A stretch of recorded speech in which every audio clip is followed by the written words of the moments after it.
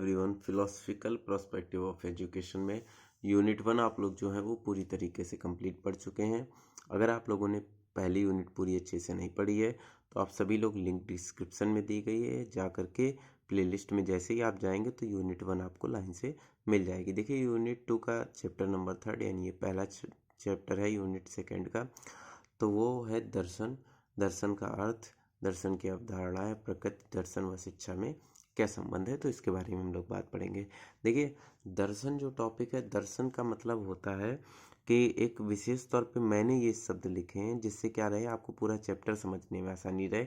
नहीं तो आप लोग यही नहीं समझ पाएंगे कि दर्शन का अर्थ क्या है। दर्शन के अर्थ में ये समझ लीजिए, किसी भी बात की सत्यता को जानना ही दर्शन कहलाता है। सत्यता का मतलब कोई भी चीज़ कैसे घटित हो रही, क्यों घटित हो रही, उसके बीच के सारी चीज़ों को जानना, उसको व्याख्यात्मक तौर पे जानना ही क्या कहलाता है, दर्शन कहलाता है। तो इसे ही हम लोग दर्शन कहेंगे। दर्शन का अर्थ तथा प्रकृति की अगर हम लोग बात करें तो दर्शन जो है वो अंग्रेजी भाषा के फिलॉसफी शब्द से बना है, और फिलॉसफी दो शब्दों से, फिलॉस और सोफिया नामक शब्द से बना है। फिलॉस का अर्थ होता है प्रेम और सोफिया का मतलब है ज्ञान, अर्थात ज्ञान से प्रेम करता है जो, वही फिलॉसफी कहलाता है। ज्ञान से प्रेम मतलब किसी भी चीज़ को जान तो लिया है तुमने, किसी भी चीज़ को तुम जानते तो हो, लेकिन उसको मानने के लिए क्या करना पड़ेगा, तुम्हें उसके बारे में पूरा का पूरा ज्ञान प्राप्त करना पड़ेगा। यानी जब तुम ये ज्ञान प्राप्त करोगे तो तुम्हें क्या होना चाहिए, हर एक चीज़ के पीछे के कारण को जानने के लिए उत्सुक रहना चाहिए। ये कैसे हुआ, ये ज्ञान जान ले, इससे प्रेम कर लेते हैं। तो यानी ज्ञान से प्रेम जो होता है वो फिलॉसफी का अर्थ होता है। अब देखिए जो दर्शन शास्त्र होता है उसमें मानसिक क्रिया के 3 पक्ष निहित होते हैं। दर्शन के अंतर्गत जो मानसिक क्रिया के जो होते हैं वो 3 पक्ष निहित होते हैं। सबसे पहला होता है ज्ञान, कर्म, दूसरा भाव। अब इनको कैसे याद करेंगे, दर्शन शास्त्र के अंतर मानसिक क्रिया के 3 पक्ष कैसे निहित होते हैं। मान लीजिए जैसे हमें पता है कि कोई ये काम है, तो हम सबसे पहले जानेंगे क्या उस काम की सत्यता को जानेंगे, क्या ऐसा है या नहीं है, मतलब उससे हमें ज्ञानात्मक पक्ष में वृद्धि मिलेगी। फिर जैसे ही हमारा ज्ञान बढ़ जाएगा हम उसके अनुरूप क्या करेंगे, कर्म करेंगे, और कर्म के अनुरूप ही हम अपने भावों को भी व्यक्त करेंगे लोगों के सामने। तो याद रखिएगा दर्शन जो है एक मानसिक क्रिया के केस में 3 पक्ष निहित होते हैं। पहला होता है ज्ञान, फिर होता है कर्म, फिर होता है भाव। अब देखिए दर्शन की परिभाषाएं, देखिए दर्शन की कुछ परिभाषाएं मैंने लिखी हैं जो इम्पोर्टेंट है, प्रीवियस एग्जाम्स में पूछी गई है। तो दर्शन की पहली परिभाषा जो है वो अरस्तू ने लिखी है। कहा है दर्शन शास्त्र जो होता है ऐसा विज्ञान होता है जो परम तत्व की यथार्थ स्वरूप की जांच करता है। देखिए अब यहाँ पर क्या है, जो परम तत्व थे उनकी यथार्थता की जांच करता है। यथार्थता का मतलब है उनकी सत्यता की जांच करता है कि जो परम तत्व हैं वो सत्य हैं या नहीं है, या केवल हम लोग उन्हें इसी तरीके से मानते हैं। मतलब परम तत्वों की यथार्थता के स्वरूप की जांच करता है। ऐसे विज्ञान को दर्शन शास्त्र कहते हैं या अरस्तु कहते हैं। प्लेटो ने देखो क्या कहा, पदार्थों के यथार्थ स्वरूप का ज्ञान, कोई भी पदार्थ प्रकृति में एग्जिस्ट कर रहा है तो उसकी सत्यता की जांच करना कि ये वास्तव में, किसी हमने कहा ये चीज़ इससे निकलती है, हमने कहा कि कोयले की खान से ही हीरा निकलता है। अब इसकी ये सत्यता के बारे में जानना कि क्या वास्तव में हीरा कोयले की खान से निकलता है, मतलब किसी भी चीज़ों के पदार्थों की सत्यता के, सत्य के स्वरूप का ज्ञान ही दर्शन कहलाता है। कॉम्प्टी क्या कहते हैं, दर्शन शास्त्र जो है वो विज्ञानों का विज्ञान है। विज्ञान में कोई नियम लिखा रहता है, उस नियम की सत्यता किसमें जांची जाती है, दर्शन में। यानी विज्ञान का भी विज्ञान है ये। डॉक्टर राधाकृष्ण कहता है यथार्थता के स्वरूप का तार्किक विवेचन ही दर्शन कहलाता है। किसी चीज़ की सत्यता के बारे में जानने के लिए उसका तार्किक रूप से अध्ययन करना ही क्या कहलाता है, दर्शन कहलाता है। अच्छा किसी ने कहा ये चीज़ सत्य है, अब हम लोगों ने उस पर तार्किक रूप से अध्ययन किया, अगर ऐसा हो तो कैसा होगा, ऐसा होगा तो कैसा होगा, मतलब यथार्थता को भी तार्किकता की कसौटी पे कसने वाला ज्ञान विज्ञान कौन सा है, वो दर्शन शास्त्र है। गांधी जी क्या कहते हैं, दर्शन एक प्रयोग है। देखिए क्या है, यथार्थता जांच करने के लिए हम लोग प्रयोग भी कर सकते हैं। तो दर्शन एक ऐसा प्रयोग है जिसमें मानव व्यक्तित्व एवं सत्य उसकी विषय वस्तु होती है। क्या लिखा है कि जिसके अंतर्गत मानव का व्यक्तित्व एवं सत्य उसकी विषय वस्तु होती है, और उसको जानने के लिए हम लोग प्रमाण एकत्रित करते हैं। तो देखिए यहाँ पर भी बात क्या है, प्रमाणों को एकत्रित करने की। तो प्रमाण किस लिए एकत्रित करेंगे? किसी चीज़ की सत्यता को दिखाने के लिए एकत्रित करेंगे। तो मैंने देखिए शुरू में ही इसलिए ये एक हेडिंग लिख दी थी कि दर्शन क्या है? किसी भी बात की या किसी भी पदार्थ की, किसी भी एक कही गई जो सिद्धांत है उसकी सत्यता को जानने से है। किसी भी चीज़ के यथार्थ स्वरूप को जानने के लिए उसका तार्किक रूप से अध्ययन करना ही दर्शन कहलाता है। अब देखिए यहाँ पर क्या है कि अभी जब आप लोग इसको अगर बुक से पढ़ते हैं ना तो आप लोगों को समझ में आता है इतना कंफ्यूजिंग टॉपिक है, उसको किस तरीके से बड़े बड़े चीज़ों को नोट्स में पिरोना बहुत मेहनत लगती है इसमें। फिर देखिए लिखा है पाश्चात्य व भारतीय दृष्टिकोण से दर्शन क्या है। तो मैंने आप लोगों को बताया दर्शन का अभिप्राय क्या है? यथार्थ सत्य की खोज करना, कि किसी भी चीज़ के पीछे का लॉजिक क्या है, वो क्यों सत्य है, इस चीज़ की खोज करना। तो दर्शन जो होता है वो सत्य की जिज्ञासा पूर्ति करता है।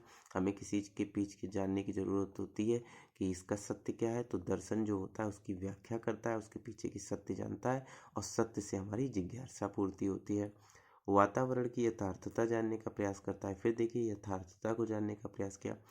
दर्शन शास्त्री एक रेने देकार्त हैं, देकार्त हैं, याद रखिएगा रेने देकार्त है। इन्हें पाश्चात्य दर्शन शास्त्र का जनक माना जाता है। इन्होंने क्या लिखा है दर्शन शास्त्र के बारे में? दर्शन का उद्भव मनुष्य में संदेहशील भावना के परिणाम स्वरूप हुआ है। मतलब मनुष्य ने सोचा ऐसा हुआ तो क्यों हुआ, तो संदेह आया उसके मन में। संदेह के बाद ही उसने उस चीज़ के बारे में और व्याख्या करने की कोशिश की, मतलब उसके दर्शन करने की कोशिश की। तो यही इन्होंने कहा है दर्शन का उद्गम जो है मनुष्य में संदेहशील की भावना के परिणाम स्वरूप हुआ। अगर संदेह ना होता तो व्यक्ति उसके बारे में जानता नहीं तो व्यक्ति उसकी व्याख्या नहीं करता, और व्याख्या नहीं करता तो दर्शन शास्त्र का विकास ही नहीं होता। इनके इसी भाव देने की वजह से इन्हें पाश्चात्य दर्शन का जनक भी कहा जाता है। प्लेटो ने देखिए इस पर अच्छी परिभाषा दी है कि इस संसार में सत्यता का ज्ञान किस प्रकार प्राप्त करें। यह जिज्ञासा चिंतन को एवं चिंतन दर्शन को जन्म देती है। इन्होंने बताया कि किसी भी सत्यता के ज्ञान की प्राप्ति करने के लिए हम लोग चिंतन दर्शन का प्रयोग करते हैं। ये किसने कहा? ये प्लेटो ने कहा है। इसके आगे देखते हैं हम लोग।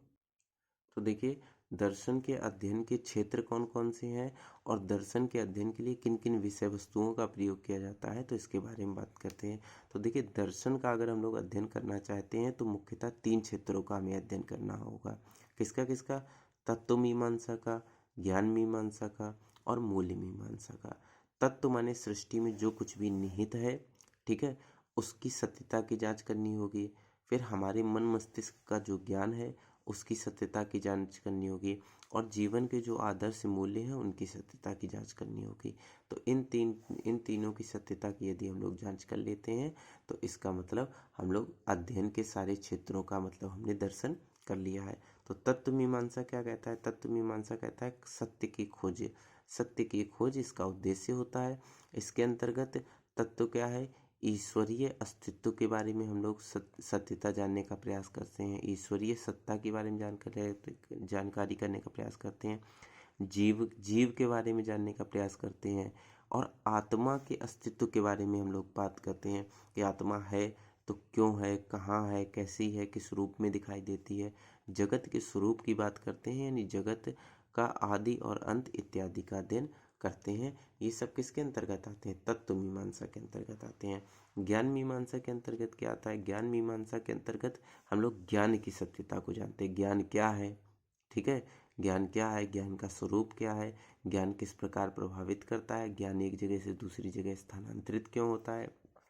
तो इन सब चीज़ों की समस्याओं का अध्ययन ही ज्ञान मीमांसा कहलाता है, और इस तरीके के कुछ प्रश्न जो है वो हमारे मन में उठते हैं।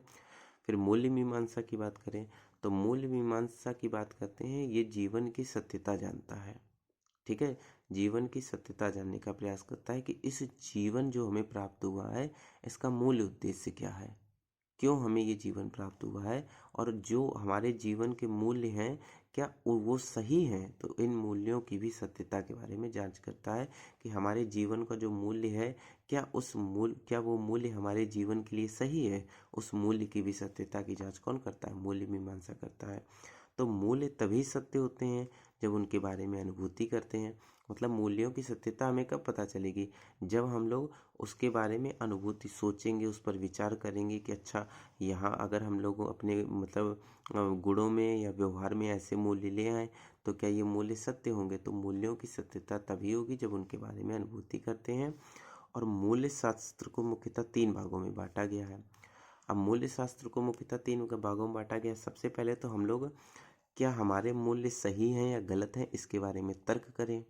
तो मूल्य शास्त्र का पहला भाग होता है तर्कशास्त्र। अगर यदि वह तर्क है, तर्क मतलब तर्क की अथॉरिटी पर वो सही निकलते हैं, तो देखिए नीति शास्त्र जो उसके अंतर्गत आता है और सौंदर्य शास्त्र आता है। अगर सही होते हैं तो उसके अनुरूप हमें किस तरीके से अपने जीवन में उनको ढालना है, तो इसके लिए हम लोग नीति बनाते हैं। और जब वह हमारे मतलब जो है वो हमारे मूल्य जो होते हैं वो हमारे जीवन में घुल जाते हैं, तो वह हमारे जीवन को सौंदर्यमय कर देते हैं। तो याद रखिएगा मूल्य शास्त्र के 3 गुण हैं। पहला तर्क के कसौटी पर कसना, उसके बाद नीति उनके लिए बनाना, कैसे जीवन में ला सकते हैं, और जीवन में आ गए तो जीवन को सौंदर्य बना देते हैं। तो इस तरीके से दर्शन शास्त्र का ये हमारा जो पहला टॉपिक था ये हो गया है, मतलब अभी हुआ नहीं, अभी इसमें पढ़ाएंगे। और तो ये वीडियो यहीं पर ख़त्म करते हैं। आई होप आप लोगों को वीडियो अच्छे लगते हो, और इसी तरीके से हर सेमेस्टर में आपको पढ़ना हो तो हमारे चैनल के साथ ज़रूर जुड़े। मिलते हैं हमारी नेक्स्ट वीडियो में, तब तक के लिए बाय बाय।